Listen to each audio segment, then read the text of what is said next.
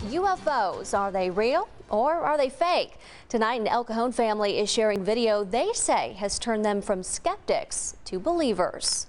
Yeah, it's getting real bright. Stacy Gibson can't tell you what she captured on home video, but she can tell you she's never seen anything like it before. We were just, wow, this is weird, this is strange, what's going on? Just before 10 Sunday night, Stacy's husband Todd was walking the dogs when two bright orange and white lights appeared to be moving in sync across the sky. I've seen planes, I've seen satellites. With planes, there's always little tiny blinking lights. There wasn't anything like that with this. It was just solid, one color the entire time. For 5 minutes, the mysterious lights shifted from north to south before they suddenly disappeared. I was in awe. I mean, looking up at two orange objects in the sky that I've never seen before. The FAA can't explain what the family saw, and so far, only a neighbor has reported a similar sighting. Mel Podell with the San Diego chapter of the Mutual UFO Network says dozens of UFO hoaxes have been documented in the El Cajon area over the years, but can't say with any certainty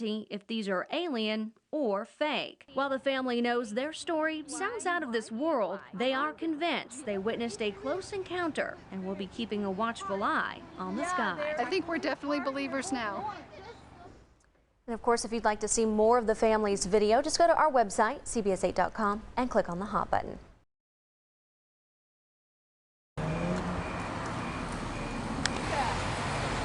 I think they're friends, UFOs. Shelby, calm down. You can't really zoom in on them though, babe. But hey. One just disappeared.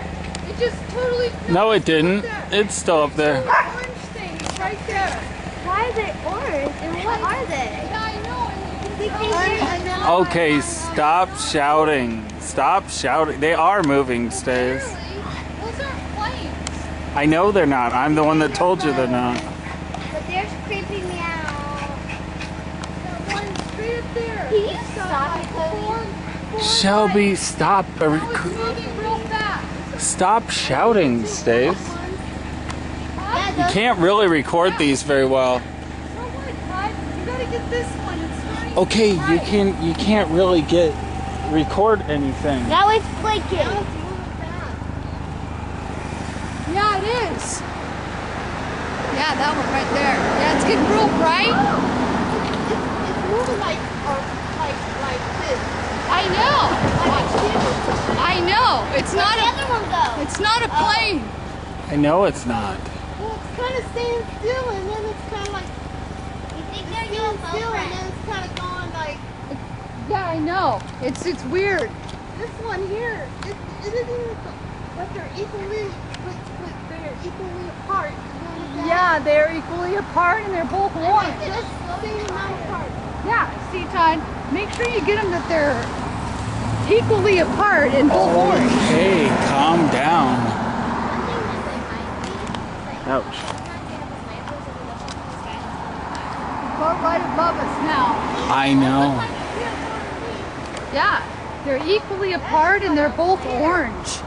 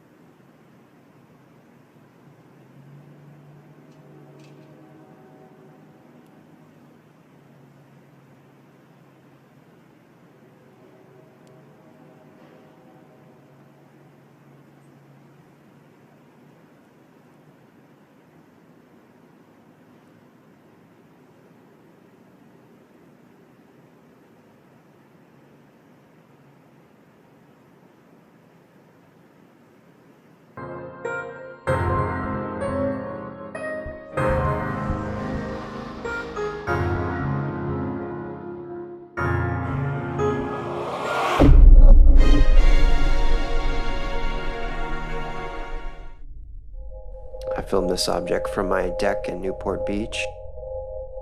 It appeared to be traveling slowly and flashing.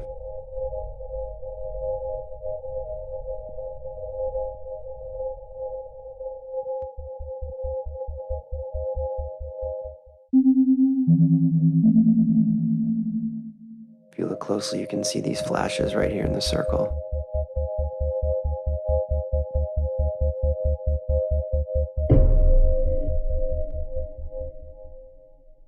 When I was filming this orb, I noticed some kind of energy shooting out of the object.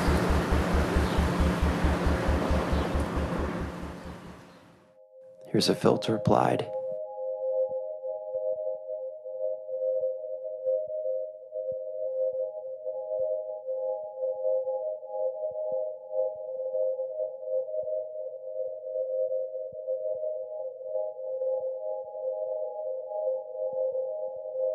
Here's a close-up of the object.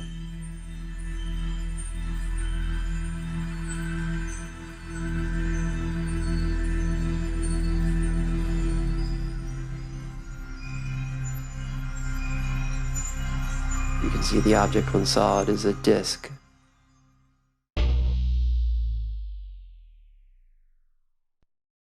It's a long-range shot.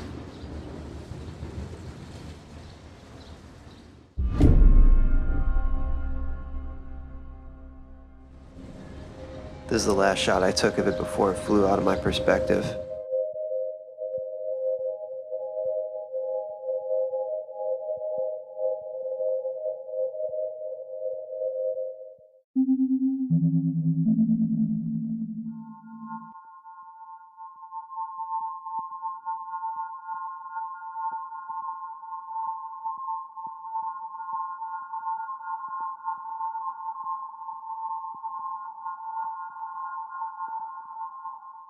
Here's some still images of the object.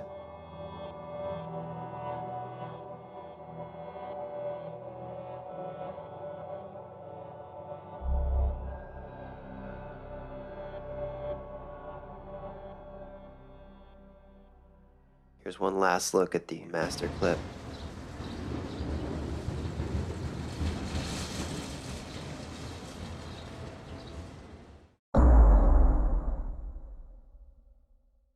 Here's a shot from my deck in Newport Beach, California. The orb travels upward, then hits a slow hover.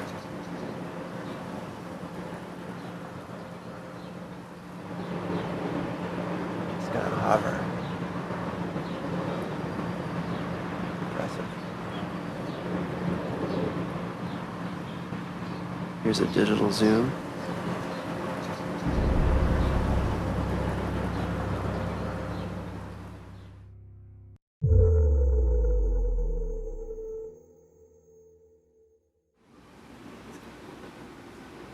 Here's an orb I noticed outside my window.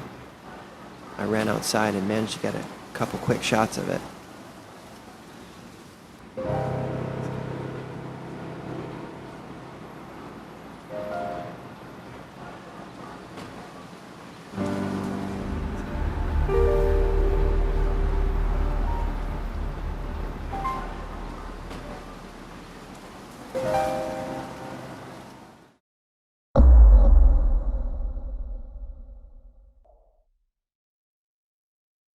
I spotted this one coming from behind the telephone pole. The orb flies to a slow stop and hovers behind the telephone wire. I zoomed in on my camera as the orb takes off to the left.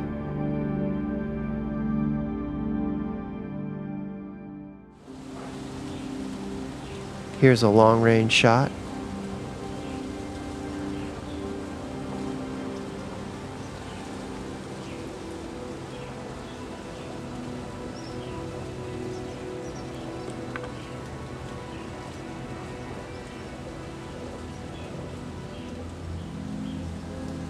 Here's a motion track of the object.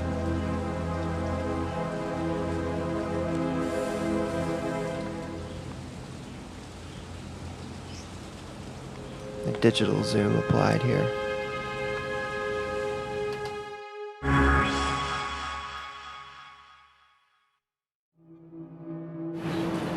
This was filmed November 15th, 2013.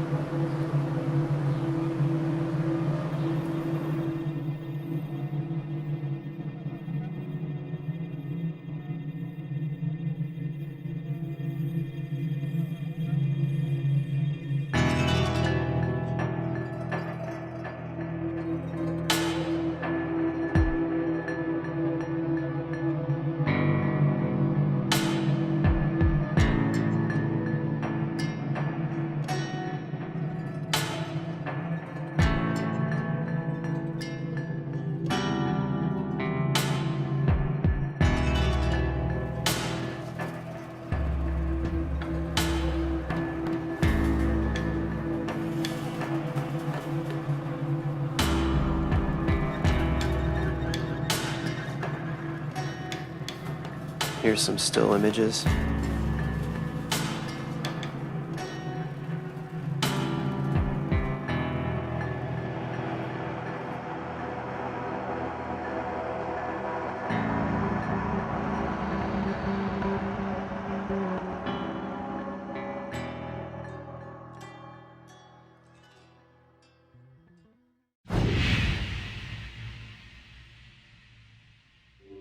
Here's some UFOs I filmed with night vision. Something mysteriously formed before heaven and earth, in the silence and the void,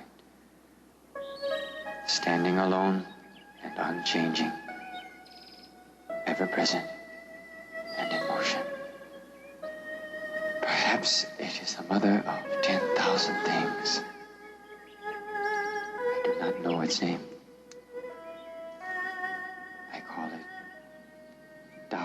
These were shot from my deck in Newport Beach, California.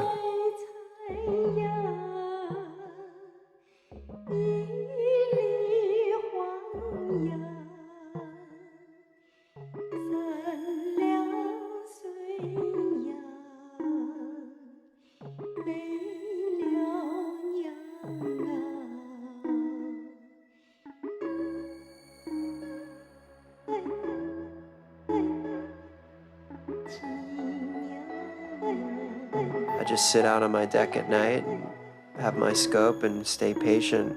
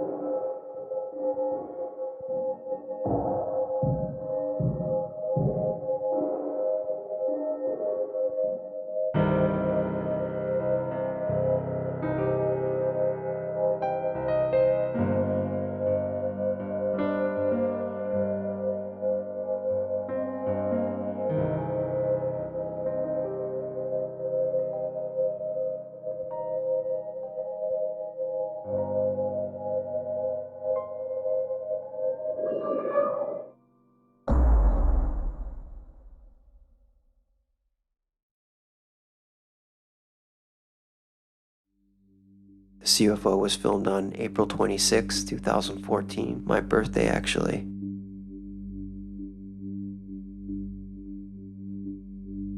We were at the studio working on the video, took a walk outside and noticed this object high up in the sky. So I ran and grabbed the camera inside and managed to get a couple shots of it.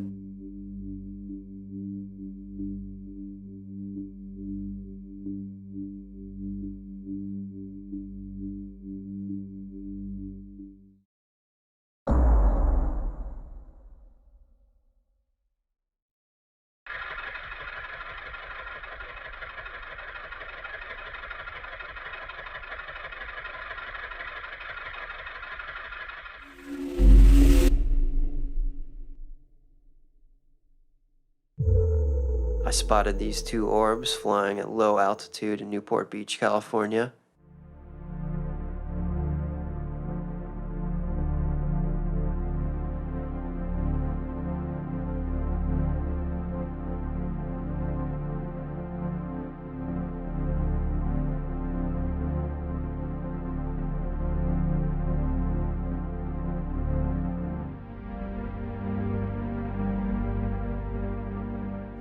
There was a single orb and then a cluster of orbs flying together. You can see the cluster of orbs on the bottom.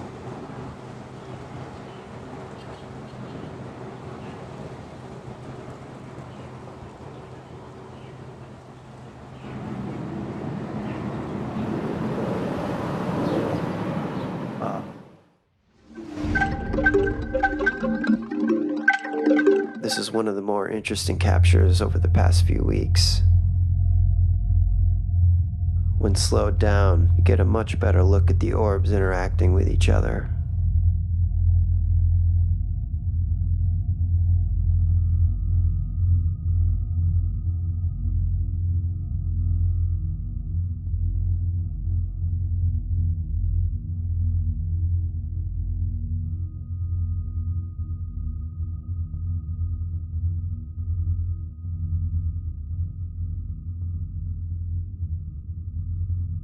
You can see them band together, then disappear.